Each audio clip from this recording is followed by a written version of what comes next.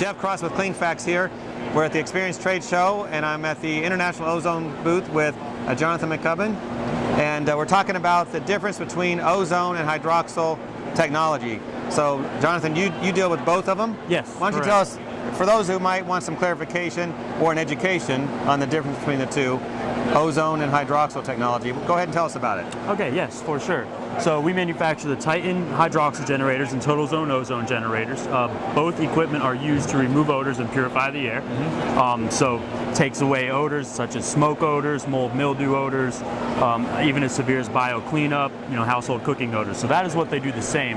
The differences are basically the occupancy. So ozone is unsafe for occupied areas. You would use ozone in a room that nobody is in, and it will remove odors a little bit faster than what a hydroxyl will. Hydroxyls are 100% safe for use in occupied areas. They're actually approved by the FDA, safe for use in neonatal wards. So this equipment is used while guys are working or while the homeowner is in the house to remove odors and purify the air. So that's basically the difference between the two.